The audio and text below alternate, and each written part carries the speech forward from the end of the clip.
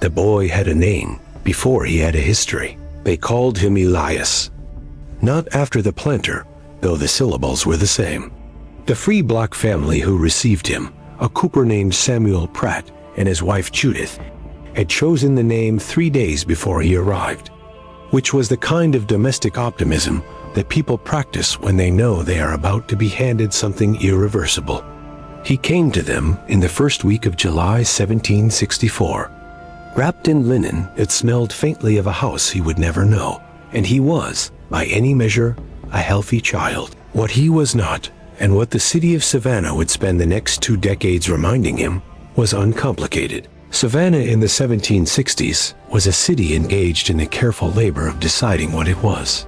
It had been founded on idealist principles and had discarded most of them with remarkable efficiency. The original trustees of Georgia had prohibited slavery outright. By 1751, the prohibition had been lifted, and by the time Elias Pratt arrived in the world, the institution was not merely present in Savannah. It was the city's architecture, its economy, its moral grammar. The free black population occupied a position in this grammar that had no clean name. They were not enslaved. They were not, by any practical measure, free in the way that the word suggested. They paid taxes. They could own property. In theory, they could not vote. They could not testify against a white person in court. They could not assemble in groups of more than 7 without written permission from a white man. They existed in a space the law had created for them with the specific intention of making that space as inhospitable as possible so that the category itself would shrink. Samuel Pratt navigated this space with the expertise of a man who had been navigating it his entire life. He was 43 years old when Elias arrived, a barrel maker of considerable skill whose work was in demand precisely because rice moved in barrels, and rice was everything. He was known, which was its own form of protection. He was careful, which was another. Judith Pratt was 38, the daughter of a free black woman who had purchased her own freedom and that of her daughter 2 decades earlier at a cost that the family did not discuss in numbers, but that could be measured in the particular quality of Judith's silence on certain subjects. She had no children of her own. She did not explain this. She received Elias with the matter-of-fact competence of a woman who has decided that what arrives is what arrives, and that the responsible thing is to make it thrive. The solicitor's arrangement was simple in its stated terms and complicated in everything beneath them. The child would be placed with the Pratt family. He would be provided for financially through quarterly payments managed by the solicitor's office on behalf of a party whose name did not appear in any document Elias would ever be shown. He would be raised as a free person. He would be told, and this was the word the solicitor had used carefully in his correspondence with the Whitfield family's legal representative, something, not the truth, not a lie precisely constructed to collapse, something, the kind of story that does not require maintenance because it is vague enough to accommodate the inevitable questions without ever answering them. What Samuel and Judith Pratt told the boy when he was old enough to form the question was this: his mother had been a woman of some means who had died in childbirth and whose family had made arrangements for his care out of Christian obligation. His father's name was not known. There had been no one else to take him. It was not, technically, a lie. It omitted so much that it functioned as one. But it was a story the Pratts could tell with a straight face, which in 1764, Savannah was the primary criterion for a useful story. Elias accepted this. He was a child. Children accept what they are given because they have no framework for measuring the distance between a story and the truth. And because the Pratts were kind to him, and because Samuel Pratt's shop smelled of fresh wood and was full of interesting tools, and because Judith made a sweet potato pudding on Sundays, that was the best thing Elias had ever tasted. And because the world outside was large and complicated, and the world inside the Pratt household was comprehensible and warm, he grew, as children do, with an efficiency that has no regard for the complexity of the circumstances that produced him. He was 11 years old the first time someone called him a name in the street that he had to ask Judith to explain. He did not repeat the word. He came home and stood in the kitchen doorway and told her that a white boy near the market had said something to him that he did not understand, and repeated it in the flat, clinical manner of a child, reporting a fact he knows is important but cannot yet classify. Judith was quiet for long enough that Elias understood the silence itself was information. Then she sat down at the kitchen table and told him, in the careful, exact language she used when she was saying something she had rehearsed, that the world had a great many ways of telling certain people that they did not fully belong to it, and that the words were tools of this telling, and that the appropriate response to such tools was not to pick them up. "What do I do instead?" Elias asked. "You continue," she said. "You do your work. You learn what there is to learn. You do not give anyone the satisfaction of watching you diminish." It was the longest speech Judith had ever made to him on a single subject. He recognized it as important in the way children recognize gravity, not by understanding it, but by its consistent, reliable downward pressure on everything. Samuel Pratt taught him the cooperage trade with the patience of a man who understood that knowledge, once inside a person, could not be taken from them. He taught Elias to read the grain of wood, to select the right stave, to drive a hoop with a mallet without splitting the barrel at the seam. He taught him figures, because a craftsman who could not calculate board feet was at the mercy of every man who could. He also taught him, without explicitly naming a lesson, how to exist in Savannah as a free black man. You looked at a white man when he spoke to you, but not too directly. You did not speak first unless the situation required it, and you learned quickly to read which situations required it. You kept your papers, the documents attesting to your free status,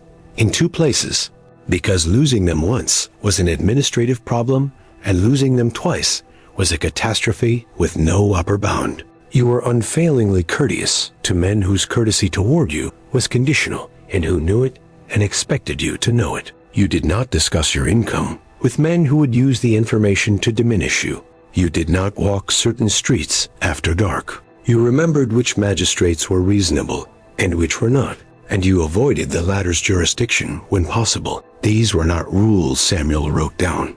They were the texture of how he moved through the world, and Elias absorbed them through proximity, the way children absorb language, not by studying it, but by being inside it long enough that it becomes the medium through which all other things are understood. He was 14 when the quarterly payments from the solicitor's office were discontinued without explanation. Samuel said nothing beyond what was practical, that they would manage, that the shop was doing well, and Elias should not concern himself. What Elias understood from this was that whoever had arranged his presence in the Pratt household had decided, at some point between one quarter and the next, that their obligation had been satisfied. He did not ask who that person was. He understood, in the way 14-year-olds understand things they are not yet ready to fully articulate, that the answer to that question lived inside the story he had been told and not told, and that disturbing it would destabilize something whose instability was not, at this time, something he could afford. He went back to work in the cooperage. He was quick with his hands and quicker with numbers, and by 16 he was managing the shop's accounts with a precision that occasionally made Samuel look at him sideways, not with suspicion, but with a kind of recognition, the expression of a man who has taught something and is seeing what it becomes when it exceeds him. The city was building itself around him. The years between 1764 and 1775 were years of accumulation in Savannah, of commerce and debt and political agitation. The rice ships moved in and out of the harbor with the tidal regularity that rice required. The taverns filled with men arguing about taxation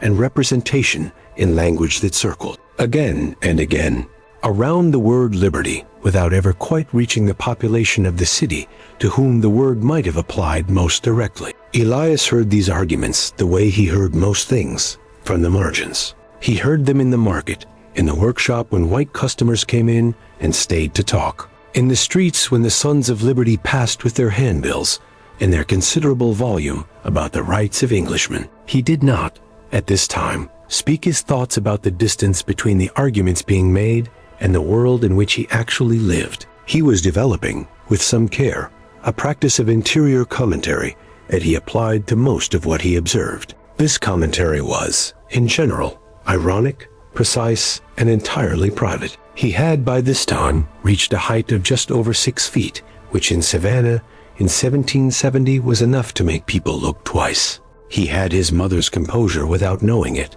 the quality of stillness that read, to people who did not know him, as reserve, and to people who did, as something more deliberate. He had his father's breadth of shoulder, without knowing that either, though this was more visible, and thus more useful, and more dangerous in equal measure. He moved through the city as he had been taught, carefully, correctly, with the unfailing courtesy of a man who knows that his margin for error is considerably narrower than most of the people he encounters. He was 22 when he met a woman named Bess Hollis. She was the daughter of a free, black dock worker and a woman who had purchased her freedom from a Sea Island plantation 7 years before Bess was born. She worked as a seamstress, which in Savannah in the 1770s meant she knew every household in the city's upper echelon at one remove. Not from the parlor, but from the room adjacent to the parlor, from the fittings and alterations that required presence without requiring acknowledgement. She was observant in the way that people become observant when observation is their primary available intelligence. She had opinions about almost everything and expressed them in company with a precision calibrated exactly to the specific degree of directness the situation could tolerate without consequences.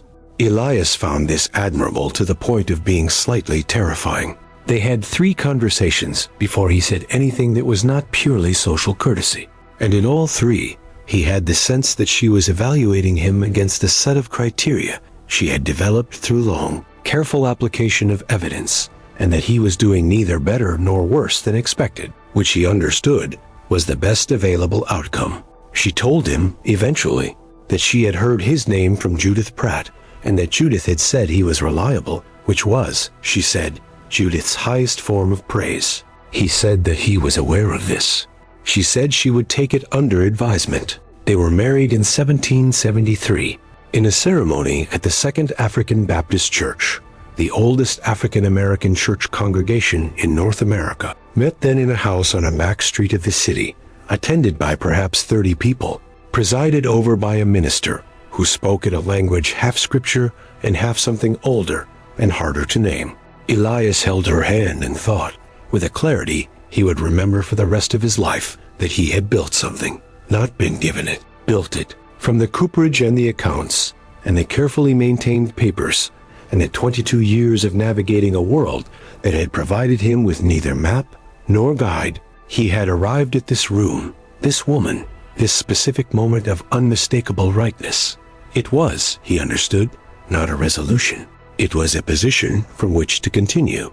The war came to Savannah in December 1778, when British forces under Lieutenant Colonel Archibald Campbell took the city in less than an hour. The city fell with a speed that surprised everyone who had been arguing about liberty for the preceding decade, and the war that followed reorganized the city's existing hierarchies with the blunt efficiency of occupation. For the enslaved population, British promises of freedom in exchange for military service opened a door that the colonial system had kept sealed, and thousands moved through it, some to fight, some simply to escape, all of them making calculations about which risk was more survivable than which other risk. For the free black population, the calculation was different and harder. They were not property to be liberated. They were also not citizens to be protected. They occupied, as they always had, a position that neither side of the conflict had designed for them, and they navigated this with the expertise that came from having navigated every other position the same way. Samuel Pratt died in the winter of 1779, not from the war, but from a fever that the occupation's disruption of the city's medicine supply made untreatable. He died in the back room of the cooperage he had built, with Judith on one side and Elias on the other, and he died without ceremony or complaint, which was entirely consistent with how he had lived. Elias sat with his body for a long time after. He was thinking about a man who had taught him to read wood grain and to keep his papers in 2 places and to continue regardless. And he was thinking that all of this was still true, that the instruction remained operative even after the instructor was gone, and that this was perhaps what it meant to truly teach something. not to give a person knowledge they will carry, but to give them a practice they will embody, so that the teacher becomes, in some structural sense, permanently present. He ran the cooperage from that point. He employed 2 men. He continued. The British abandoned Savannah in 1782, and the Americans returned, and the city began the long, complicated work of deciding who had been loyal to what and what the consequences were, and how the ledgers of the war would eventually balance. For Elias Pratt, the answer was simpler than for most. He had survived. He had his shop, his papers, his wife, and by 1782, 2 children, a daughter named Judith, after her grandmother, and a son they called Samuel, after the man who had taught Elias everything practical he knew about existing in the world. He had not, in all of this time, stopped carrying the question of his origin. He had simply learned to carry it the way Samuel had taught him to carry everything uncomfortable, with his back straight, his hands working, his attention on the task directly in front of him. But there were mornings, usually in the early gray, before the city came fully alive, when he stood at the cooperage door and looked toward the harbor and felt the specific weight of a question for which he had no address. Who had paid for the quarterly remittances until they stopped? Who had made the arrangement through the solicitor's office? Who had decided that Christian obligation extended to payment, but not to name? He never looked for the answer. He had learned from 2 decades in Savannah that certain doors do not open from the outside, and he was a man with work to do and children to feed and a city to navigate. And the question, however real, was not one that could feed anyone. He went inside. He began the day. He continued, somewhere north and east of the city, on an estate in the Georgia interior. A woman named Sarah Calhoun, formerly Whitfield, managed a household, bore children, and attended Sunday services with a regularity that had always been her most visible virtue. She was, by every social measure, what the world she had been born into had made her. She was also a woman who sometimes stood at the window of the interior house and looked south and east, toward the coast, toward a city she no longer visited, and thought a thought she never named aloud and that she carried inside her with the same quiet, unremarkable efficiency with which she carried everything else. Between the woman at the window and the man at the cooperage door, the city went about its business. Rice moved through the harbor. The laws tightened. The category of freedom narrowed year by year in a legislative process that had all the patience of a siege. Neither of them knew the other was looking. The history they shared was not recorded. It lived, instead, in the specific set of a jaw, in a particular quality of stillness under pressure, in the practiced competence of people who have learned, without being told, that continuation is its own form of refusal. That is what remains when the ledgers close, and the names are lost, and the documents say nothing. The world continues. The people inside it continue. Sometimes that is the whole of the story, and sometimes it is enough. This is a work of historical fiction. The characters of Elias Pratt, Sarah Whitfield, Samuel and Judith Pratt, and all others portrayed herein are fictional. The historical context, the colonial economy of coastal Georgia, the institution of slavery, the free black community of Savannah, the British occupation of 1778 to 1782 is drawn from the historical record with as much fidelity as a fictional narrative allows. The Second African Baptist Church congregation is the oldest African American church in North America, founded in Savannah. All other institutional details are rendered as accurately as the available record permits.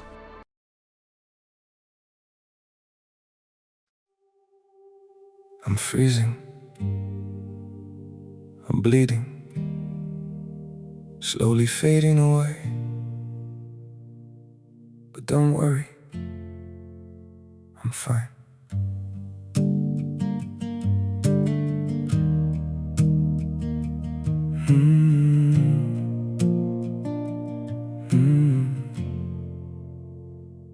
The cold has settled in my heartbeat, like winter living in my veins. Every breath feels numb and fragile. Every smile just hides the pain. I'm breaking quietly in silence, falling slow without a sound. Yet I keep saying I'm okay, while my world burns to the ground. I'm frozen here, I'm bleeding slowly, dying piece by piece inside. But I still whisper, it's alright, just to keep you from goodbye. I'm shattered, love, but don't you worry, I'll pretend till my last breath. Even while my soul is fading, I'll say everything's okay. Maybe pain just learned to live here, maybe sorrow feels like home. So I wear my wounds like armor and survive them all alone. I'm frozen here, I'm bleeding slowly, dying piece by piece inside. But I still whisper, it's alright, just to keep you from goodbye. I'm shattered, love, but don't you worry, I'll pretend till my last breath. Even while my soul is fading, I'll say everything's okay. If you ever see me smiling, no, it's just my last defense. 'Cause sometimes love means hiding how much you're suffering. No, I'm frozen here, I'm bleeding slowly, dying piece by piece inside. But I still whisper, it's alright, just to keep you from goodbye. I'm shattered, love, but don't you worry, I'll pretend till my last breath. Even while my soul is fading, I'll say everything's okay. It's okay.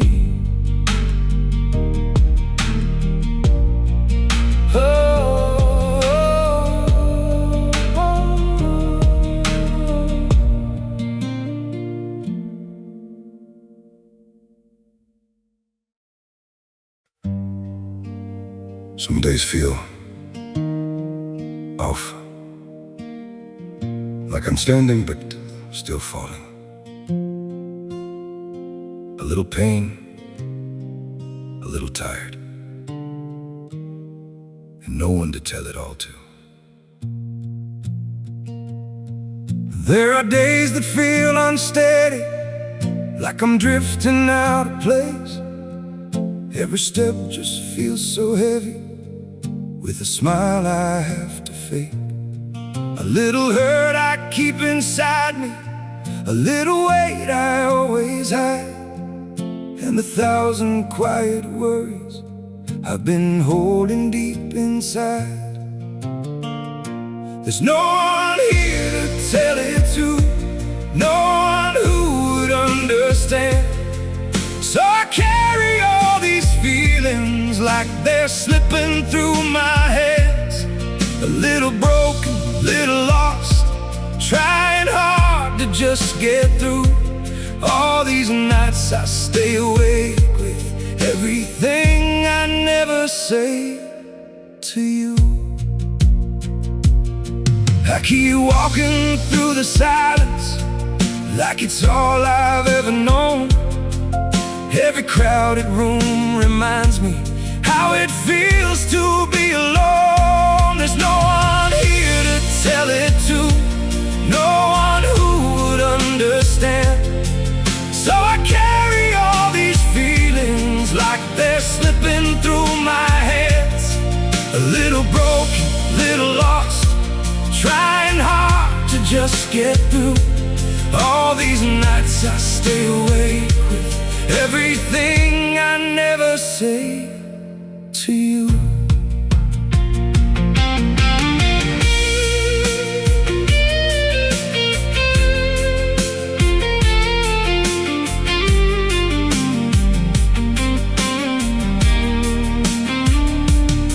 Maybe one day I'll be stronger, maybe I'll learn how to speak.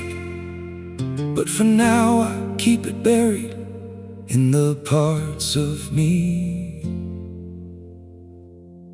too weak. There's no one here to tell it to, no one who would understand. So I carry all these feelings like they're slipping through my hands. A little broken, little lost, trying hard to just get through. All these nights I stay awake with everything I never say to you.